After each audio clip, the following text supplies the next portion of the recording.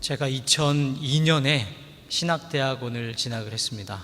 벌써 18년 전, 굉장히 오래전 일로 생각이 되는데요. 처음에 수업을 들은 과목들은 대부분 개론 과목을 처음 듣지 않습니까? 그 중에 목회 상담학이라는 수업에 이제 처음 필수 과목을 듣게 되었습니다.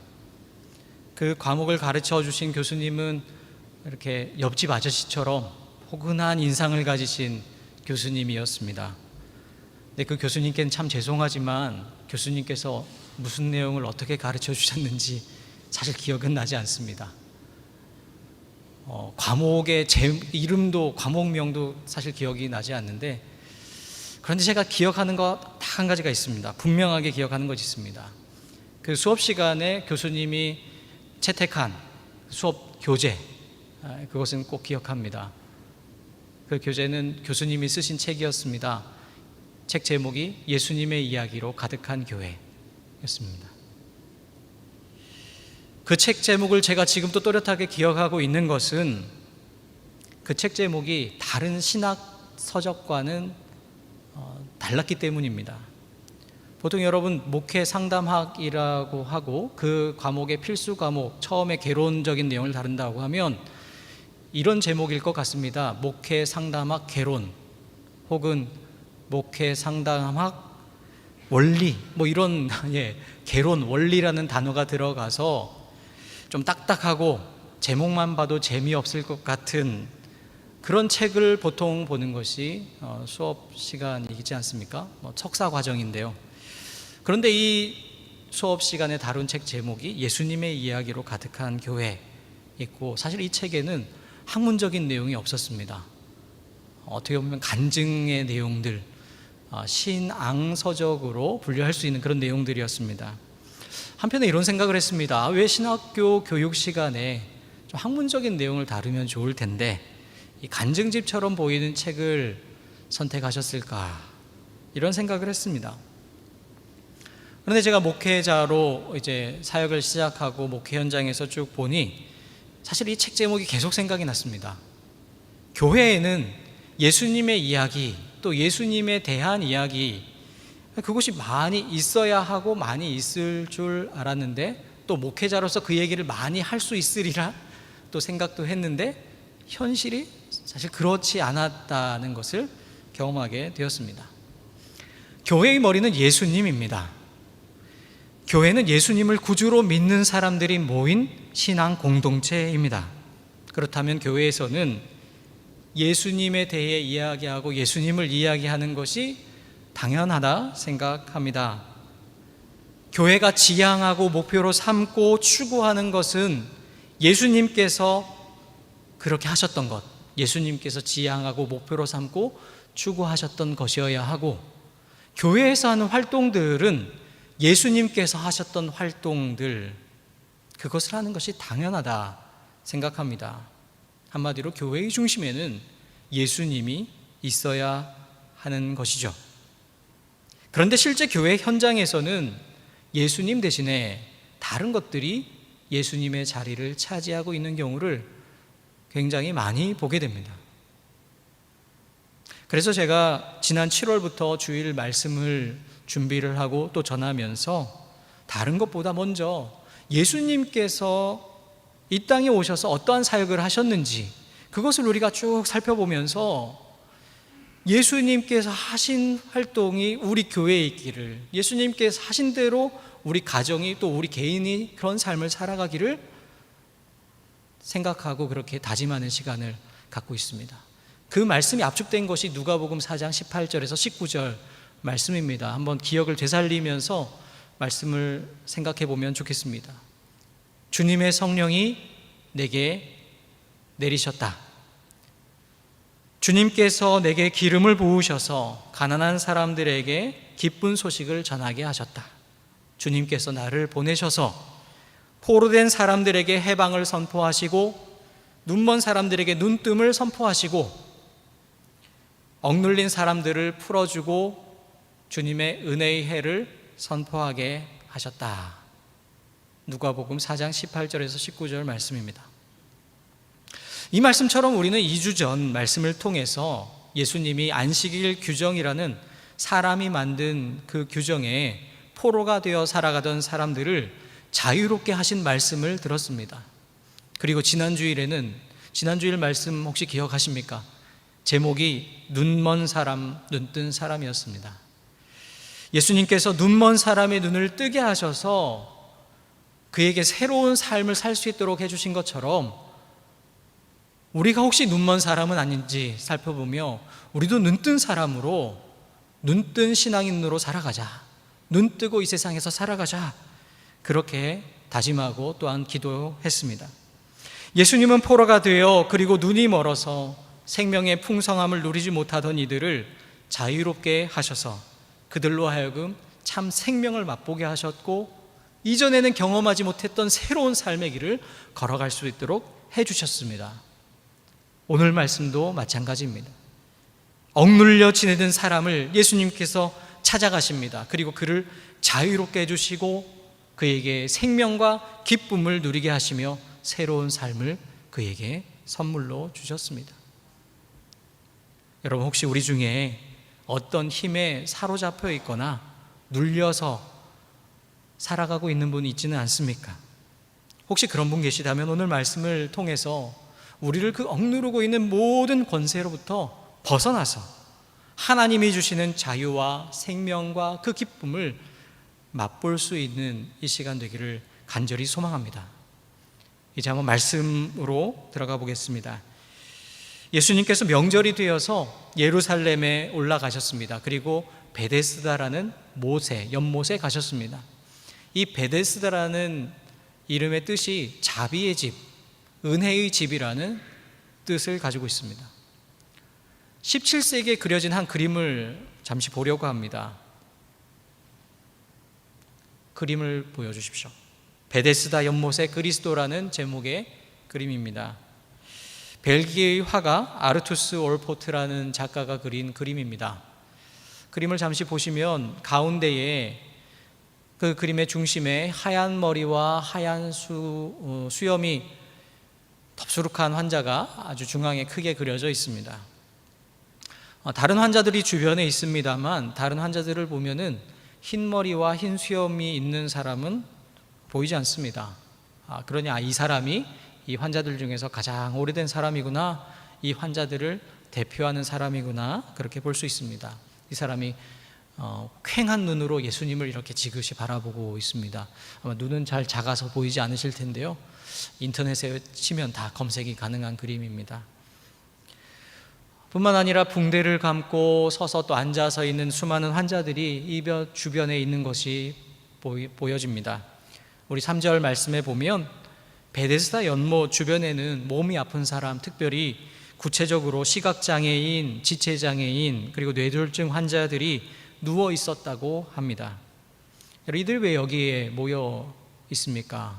바로 이들에게는 베데스다에 내려오는 신비로운 전설이 있었기 때문입니다. 그 전설의 내용은 이러합니다. 가끔 천사가 내려와서 물을 이렇게 휘젓게 될 터인데, 그때에 가장 먼저 그 물에 들어가는 사람은 그가 어떤 병을 가지고 있든지 그 병에서 고침을 받을 것이다 라는 이야기입니다. 여러분, 한번 이 이야기를 곰곰이 생각해 보시지요. 천사가 눈에 보이겠습니까?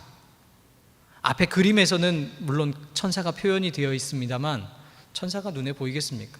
또 천사가 와서 물을 휘젓는다고 하는데 물이 움직인다고 하더라도 그게 천사가 한 것인지 아니면 바람이 불어와서 움직인 것인지 그걸 어떻게 할 수 있겠습니까? 그리고 여러 사람들이 물이 움직임을 보고 혹시 들어간다고 하더라도 한꺼번에 막 몰렸을 터인데 누가 먼저 들어갔다고 판단을 할 수 있겠습니까? 그리고 사실 거기 있는 사람들 앞에서 말씀드렸지만 시각장애인, 지체장애인, 또 뇌졸중 환자라고 했습니다. 시각장애인은 볼 수가 없어서 물이 움직이는 것도 볼 수가 없고요, 지체장애인과 뇌졸중 환자는 몸을 자유롭게 움직이지 못하는 사람들입니다. 한마디로 들어가기가 굉장히 어려운, 이 이야기의 내용과 또 전후 상황을 살펴보면 사실은 이것이 현실적으로 일어났다고 믿기는 어려운, 그래서 전설적인 이야기입니다. 하지만 질병으로 고통받고 있는 사람들의 입장에서 보면 이 전설적인 이야기라고 하더라도 이것은 꼭 붙잡고 싶은 마치 지푸라기와 같은, 때로는 썩은 동아줄과 같은 그런 것 아니겠습니까? 아무리 안 될 것 같아 보여도 마지막 놓을 수 없는 그 한 줄기 희망이 여기 있었던 것입니다. 모두 그런 절박한 마음으로 이 은혜의 집인 베데스다에 모여서 그 은혜를 자신이 입기를 기대하고 있었습니다. 그런데 여러분, 이 베데스다가 은혜의 집이라는 뜻을 가지고는 있지만 사실은 은혜가 있는 곳이라고 보기가 상당히 어렵습니다. 은혜라고 함은 많은 사람들이 값없이 거저 받을 수 있는 것 아니겠습니까? 특정한 몇 명의 사람들에게만 주어진다면 그것을 과연 은혜라고 할 수 있겠습니까? 그런데 이 베데스다 연못에 모이는 사람들을 생각해 보십시오. 그들은 모두 연못을 주목하고 있습니다. 앞을 보지 못하는 사람들은 혹시 연못 물이 움직이는 소리는 들을 수 있지 않을까 아마 귀를 쫑긋 세우고 있었을 것입니다. 그러면서 물이 언제 움직이나? 움직이기만 해봐라. 움직이기만 하면 저 다른 사람보다 내가 먼저 달려갈 거야. 그리고 내가 첫 번째로 들어가서 이 나의 지긋지긋한 병을 고침받고야 말 거야. 다 이런 마음 가지고 있지 않았겠습니까? 요즘 학교에서도 이런 것을 하는지 모르겠습니다만 체육 시간이나 교련 시간에 저도 많이 했고 여러분도 많이 한 것이 있을 겁니다. 우리 특별히 남자분들은 군대에서 항상 하는 것이 있습니다. 이른바 선착순이라는 것이죠. 어느 지점까지 선착순 몇 명 하면 어떻게 합니까? 뒤도 돌아보지 아니하고 앞뒤 좌우도 살피지 않고 그냥 무조건 그 목적지를 향해 달려가지 않습니까? 그리고 빨리 찍고 돌아와야지. 그래서 선착순 그 인원 안에 들어야지 이 뜀박질을 다시 하지 않아도 되니 좌우를 살피지 않고 무조건 달립니다. 이 베데스다 연못은 선착순 한 명의 세상입니다. 그 한 명을 위한 기회도 사실은 언제 있을지 장담할 수 없는 그런 곳이 바로 베데스다입니다. 은혜의 집이라는 이름은 있지만 실상은 은혜가 아니라 치열한 무한 경쟁만이 있는 곳이 바로 이 베데스다 연못입니다. 그래서 이 베데스다 연못을 생각해 보면 오늘 우리가 살아가는 이 세상과 너무나 비슷합니다. 여러분, 우리는 치열한 경쟁 사회에서, 경쟁 세상에서 살아가고 있지 않습니까? 학교에 다니면서부터, 아니 학교에 들어가기 이전부터, 취학 전부터 치열한 경쟁을 합니다. 학교에 들어가서도 계속 경쟁을 하고 대학 진학을 앞두고서는 그 경쟁이 극에 달합니다. 친구들은 나와 함께 인생을 즐기고 함께 해야 할 동반자이기보다는 경쟁자가 되어서 내가 저 친구보다는 더 뛰어나야 한다는 그런 압박을 가지고 살아가게 됩니다. 대학에 진학했다고 하더라도 경쟁이 끝나지 않습니다. 많은 사람들이 선호하는 직장에 들어가기 위해 또 치열한 경쟁을 해야 합니다. 다양한 자격증도 따고 경험도 쌓고 이른바 스펙을 쌓으면서 또 심지어는 이미지가 중요하니 얼굴 성형 수술을 하면서 어떻게든 다른 사람보다 더 좋은 자리에 가려고, 경쟁에서 이기려고 할 수 있는 모든 노력을 다 합니다. 여전히 우리가 사는 세상은 1등만을 기억하는 세상, 힘 있는 사람들이 대접받는 세상, 적자 생존의 법칙이 여전히 힘을 발휘하고 있는 세상이기 때문입니다. 이 베데스다 연못은 이처럼 우리가 살아가고 있는 무한 경쟁의 사회를 고스란히 우리에게 보여줍니다. 그런데 바로 그 베데스다에 예수님께서 가십니다. 치열한 경쟁에 있는 그곳에, 그래서 그곳에 지쳐있는 그들에게 예수님이 찾아가십니다. 그리고 38년 된 병자를 만나십니다. 예수님이 물으십니다. 내가 낫고자 하느냐?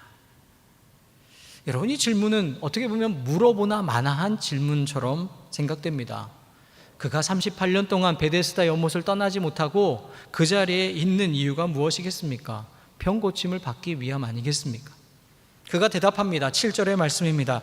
병자가 대답하되 주여, 물이 움직일 때에 나를 못에 넣어주는 사람이 없어 내가 가는 동안에 다른 사람이 먼저 내려가나이다. 그는 자신이 38년 동안 치유받지 못하고 이 자리에 가만히 있을 수밖에 없는 이유를 물이 움직일 때에 자신을 도와주는 사람이 없기 때문이라고 말을 합니다. 여러분이 사람의 이야기와 또 38년 된 병자의 상황을 한번 좀 유심히 생각해 보시면 좋겠습니다. 여러분, 지난 38년 동안 이 사람을 도와준 사람이 아무도 없었다고 합니다. 그렇다면 앞으로 이 사람을 도와줄 사람이 앞으로 생길 가능성이 있겠습니까? 38년간 없었는데요. 거의 없지 않겠습니까? 그가 38년 동안 붙잡고 있던 신념이 있었습니다. 고수하고 있던 신념이 있었습니다. 그것은 천사가 내려와서 물을 휘저을 때 가장 먼저 들어가 병을 고침받을 수 있겠다는 그런 이야기였는데, 앞에서 말씀드렸듯이 이것은 전설과도 같은 이야기입니다. 마치 복권에 당첨되기를 기다리는 것처럼 어떻게 보면은 허황된, 실현 불가능한 꿈에 사로잡혀서 평생을 지난 것 아니겠습니까? 여러분이 38년 된 환자의 상황이 정말 어떠하겠습니까? 성경에는 자세하게 묘사가 되어 있지는 않지만, 그래서 정확하게 알 수는 없겠지만 우리는 능히 짐작을 해볼 수가 있습니다. 여러분, 38년 동안 이 사람이 베데스다에서 지낼 수 있었던 것은 사실은 거기에 있으면 그래도 먹고 사는 어떤 생존의 문제는 해결할 수 있었기 때문입니다. 아마 다른 사람들이 그곳에 병자들이 있는 것을 알기 때문에 주기적으로 먹을 것을 공급해주고 챙기는 사람이 있었을 것입니다. 양식이 있으니 먹고는 살 수 있는 것입니다. 그러면서 처음에는 병이 나을 수도 있겠다는 희망을 가졌을지는 모르지만 시간이 지나면 지날수록 1년이 지나고 10년이 지나고 38년이 지날수록 여러분, 처음에 가졌던 그 기대를 여전히 가지고 있었겠습니까? 사실은 흐릿해지는 게 당연합니다. 혹시 물이 움직일 때 누가 와서 나를 도와주면 기적적으로 병이 나을 수도 있겠다라는 막연한 희망을 가지고 있을지는 모르지만 사실은 꼭 그렇게 되지는 않더라도 지금 그냥 여기 머물러 있는 편이 다른 데 가는 것보다는 훨씬 낫겠다. 지금 여기 있으면 먹을 것이라도 먹을 수 있지 않느냐. 하지만 다른 곳에 간다면 과연 내가 어떻게 살 수나 있겠는가? 다른 방법이 없었던 것이죠. 그러니 38년 동안 그저 그 자리에 안주하고 있었던 것입니다. 그렇게 보면 이 사람은 그저 익숙한 현실에, 그동안 살아왔던 익숙한 삶에 안주하며 살아가는 사람들입니다. 여전히 희망을 가지고 있다라고 말은 하지만 사실은 자포자기한 채 살아온 사람이 이 바로 38년 된 환자입니다. 바로 그 사람에게 예수님이 물으신 것이죠. 내가 낫고자 하느냐? 이 질문은 그의 마음의 가장 깊숙한 곳을 찌르는 근원적인 질문이었습니다. 내가 정말 낫고자 하느냐? 내가 정말 병에서 고침을 받아서 이전에는 살아보지 못한 새로운 삶을 살기를 원하느냐? 그 사람에게 물으신 것입니다. 예수님의 질문 속에는 이런 마음이 담겨 있습니다. 그동안 그렇게 병이 낫기를 원했다면서 왜 38년 동안 너는 그냥 이 자리에 머물고만 있었느냐? 그리고 너는 왜 다른 사람이 와서 너를 도와주기만을 기다리고 있었느냐? 혹시 네가 그저 여기 있으면 사람들이 주는 것을 받아서 먹으면서 생존 정도는 할 수 있으니 그 정도의 삶에 만족하면서 안주하며 살아간 것은 아니냐? 정말 내가 병이 나서 새로운 인생을 살기 원하느냐? 이러한 마음으로 예수님이 물으신 것이죠. 그리고 예수님께서 이 38년 된 병자에게 8절의 말씀으로 말씀을 하십니다. 일어나 내 자리를 들고 걸어가라. 여러분, 다른 복음서 말씀을 보더라도 예수님께서 병에 걸린 사람들을 고쳐주실 때 보면 단순히 그 사람을 향해 내 병이 나았느니라 이렇게 선포하신 내용이 거의 없습니다. 예수님께서 사람을 고치시고 치유하시고 그를 살리신 내용들을 보면 이렇게 얘기를 하십니다. 깨끗함을 받아라. 내 손을 내밀어라. 내 죄사함을 받았느니라. 즉 이렇게 말씀하시면서 그저 겉으로 드러나 보이는 그 병만을 고쳐주신 것이 아니라 그 사람의 내면, 그 사람의 가장 깊은 곳에 있는 그 영혼까지 전인적으로 고쳐주시는 것이 바로 예수님의 치유의 말씀이었습니다. 오늘 예수님께서 38년 된 병자에게 일어나 내 자리를 들고 걸어가라 하신 이 치유의 말씀도 마찬가지입니다. 이 사람을 38년 동안 괴롭혀 온 그 질병을 고치는 것만이 아니라 그 자리에 안주해 왔던 이 사람이 그저 그 자리에 머물 수밖에 없었던 그의 무기력, 다른 사람을 의존하려고 했던, 다른 사람만을 계속 의지해 왔던 그의 습성들, 오랜 시간이 지나면서 좌절과 절망에 빠져 있었던 그 한 명의 인생을 그에게 다시 힘을 주시고 회복시키셔서 일으키시는 장면이 바로, 그리고 그 말씀이 바로 이 주님의 말씀이었습니다. 여러분, 그리고 한 가지 더 기억할 것이 있습니다. 9절 말씀에 보면 예수님께서 이 사람을 만나시고 그에게 말씀하시고 고쳐주신 날이 바로 안식일이라는 것을 알 수 있습니다. 오늘 본문에 이어지는 10절의 말씀에 보면 유대인들이 이 사람에게 이야기합니다. 유대인들이 병난 사람에게 이르되 안식일인데 내 자리를 들고 가는 것이 옳지 아니하니라. 여러분, 이 몇 주 동안 제가 설교 말씀을 전한 내용과 거의 연결이 되지 않습니까? 계속 그전에도 보면 예수님께서 행하신 사역을 보면 공교롭게도 예수님께서 이 한 사람을 고치시고 또 살리실 때 안식일에 이 일들을 행하셨습니다. 왜 예수님이 다른 날이 아니라 안식일에는 치유 행위를 하면 안 된다고 하는 이 안식일 규정이 엄연히 있음에도 불구하고 그것을 어기면서까지 병자들을 고치신 것이겠습니까? 여기에는 분명한 예수님의 메시지가 담겨 있습니다. 바로 안식일은 생명과 치유와 회복이 있는 날이라는 그 사실을, 그 본질을 다시 한번 일깨워 주기 위함이었습니다. 그런데 당시 유대인들은 그렇게 생각하지 않았습니다. 그저 자신들의 선조들이 지켜왔고 전수해 준 그 안식일 규정을 잘 지키는 것이 안식일을 준수하는 것이다 생각했습니다. 이것은 은혜의 집이라는 뜻을 가지고 있지만 사실은 그 속에 있어야 할 알맹이인 은혜는 없고 이름만 남아버린 베데스다의 모습과도 같습니다. 안식일의 원래 의미는 사라져버리고 형식만 그대로 남은 모습을 보여주고 있지 않습니까? 그리고 바로 거기에 38년 된 병자도 그대로 있었던 것입니다. 베데스다에 있던 사람, 이 38년 된 병자, 이 오랜 기간 동안, 아니 평생을 이 안식일 규정에 억눌린 채 살아온 사람들을 대표적으로 보여주고 있습니다.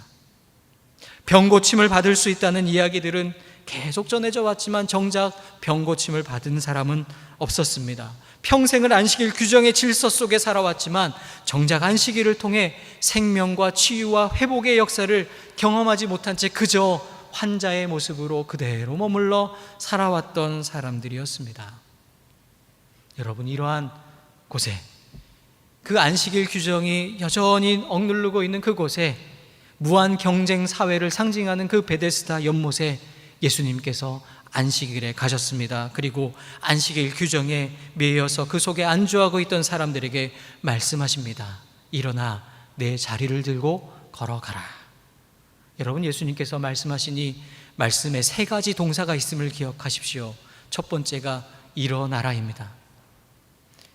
이 38년 된 환자만 보더라도 이 38년 된 환자는 38년 동안 그 자리에 누워 있었습니다. 베데스다에, 철저한 무한 경쟁의 시스템 질서 속에, 그리고 안식일 규정 속에 그저 거기에 어떠한 반항도 없이 머물러 있었습니다. 무기력하게 그곳에 있었습니다. 아마도 그는 일어서면 더 이상은 살 수 없다고 생각했을런지도 모르겠습니다. 그것이 또 나의 운명이다라고 생각했을 수도 있습니다. 하지만 예수님이 그에게 가셔서 말씀하십니다. 일어나라. 지금 그 자리에서 너의 다리를 굳게 해서 일어나라. 박차고 일어나라. 우리 주님이 말씀하십니다. 그리고 이어서 말씀하십니다. 내 자리를 들어라. 여러분, 38년 동안 누워있던 그 자리가 어떤 자리였겠습니까? 깨끗하고 안락하고 포근한 그런 자리였겠습니까? 사실 그 자리는 그렇지 않습니다. 좌절과 절망이 깊이 배어있는, 어떻게 보면 희망이라고는 전혀 찾아볼 수 없는 자리가 38년 된 병자의 자리였습니다. 그가 흘린 눈물과 땀이 뒤범벅이 되어서 찌든 냄새가 풀풀 풍겨나는 그런 자리가 바로 이 환자의 자리였습니다. 무기력과 무능력만이 있는 그 자리, 그리고 그 평생을 그 자리 위에 그저 앉아서 거기에 누워서 거기에 의존해서 살아왔던 사람이 바로 38년 된 환자가 있던 자리였습니다. 그런데 예수님이 그에게 말씀하십니다. 내 자리를 들어라. 지금까지 너가 그 위에 앉아있고 누워있어서 계속 의존해왔긴 했던 그 자리를 이제는 너의 힘으로 들라고 하십니다. 그저 수동적으로 그 위에 머물러 있지 말고 이제 능동적으로 내 힘으로 일어나서 너의 팔로 그 자리를 들고 일어서라 하시는 말씀입니다. 그리고 마지막으로 말씀하십니다. 걸어가라. 지금까지 그는 한 곳에 머물러 있으면서 그저 다른 사람이 와서 도와주기만을 기다렸습니다. 그런데 이제는 더 이상 그렇게 살지 말라는 주님의 말씀입니다. 과감히 일어나서 지금까지 몸을 의지해온 그 자리를 이제 너의 힘으로 들고 스스로 네 두 발로 당당하게 뚜벅뚜벅 걸어가라. 내가 치유받은 것을 사람들에게 보여주어라. 우리 주님의 말씀입니다. 아마 이 사람은 전에는 이것은 불가능하다 생각했을지 모르겠습니다. 그리고 그럴 힘도 없다라고 자포자기했을 것입니다. 그런데 사실 그렇지 않았습니다. 예수님의 말씀이 그에게 들리자, 예수님의 그 말씀이 그의 마음속에 부딪히자 그는 그 평생 누워있었던 그 자리를 그의 힘으로 들고 일어설 수 있었습니다. 그리고 그 다리에, 굳어있던 다리에 힘이 생기고 그의 두 발로 뚜벅뚜벅 걸을 수 있게 된 것입니다. 사랑하는 여러분, 이 38년 된 병자, 그리고 베데스다에 있던 사람들, 여전히 안식일 규정에 사로잡혀 있던 사람들, 그리고 무한 경쟁의 질서 속에 살아왔던 사람들의 그 모습 생각해 보십시오. 오늘 2020년을 살아가는 우리의 모습은 혹시 이와 같지는 않습니까? 무한 경쟁 사회에서 살아가며 무기력과 무능력을 한탄하면서 이제는 더 이상 희망이 없다고 그저 그 자리에 안주하며 우리가 살아가고 있지는 않습니까? 그들에게 주시는 예수님의 메시지는 분명합니다. 베데스다에 계속 머물러 있으면 치유를 받을 수 없다. 안식일 규정에 계속 사로잡혀 있으면 진정한 안식을 누릴 수 없다. 무한 경쟁 사회의 그 질서 속에 그저 머물러 있으면 사람다운 삶을 살 수가 없다. 그렇다면 여러분 어떻게 해야 한다는 것입니까? 일어서야 합니다. 우리의 자리를 들고 일어서서 걸어가야 한다는 것입니다. 이 38년 아니 평생을 살아온 삶의 터전, 평생을 의지했던 그 규정들, 그리고 그가 속해 있었던 사회 시스템, 여기에서 일어서서 새로운 도전을 하는 것 사실은 쉬운 일은 아닙니다. 쉽게 결단하고 함부로 나설 수 있는 일은 아니라 생각을 합니다. 하지만 그렇다고 그저 그 자리에 머물러 있으면 사실은 평생 그 자리를 벗어날 수가 없습니다. 치유를 받을 수 없습니다. 정말 치유되어 새로운 삶을 살기 원하십니까? 그렇다면 일어나서 내 자리를 들고 걸어가라는 이 주님의 말씀을 듣고 우리가 그 말씀에 반응을 해야 한다는 것입니다. 38년 된 병자는 그 이후로 이전과는 전혀 다른 새로운 삶을 살 수 있게 되었습니다. 그동안 그를 짓눌러 왔던 그 모든 억압에서 벗어나 참 자유인으로, 참 신앙인으로 새로운 삶을 살게 된 것입니다. 사랑하는 우리 순천중앙교회 교우 여러분, 우리들도 그 기쁨과 자유를 맛보며 누리며 살아가야 하지 않겠습니까? 생명의 풍성함, 우리 주님만이 주실 수 있는 생명의 풍성함을 누리며 이 세상 속에서 당당하게 살아가야 하지 않겠습니까? 주님의 말씀에 귀를 기울입시다. 일어나라, 내 자리를 들고 걸어가라. 우리 주님의 음성을 듣고 응답하면서 참된 자유인으로, 신앙인으로 이 세상 속에서 믿음의 여정을 떳떳하게 살아가는 우리 참된 신앙인들 될 수 있기를 간절히 소망합니다. 하나님께서 우리와 함께 하십니다. 기도하겠습니다.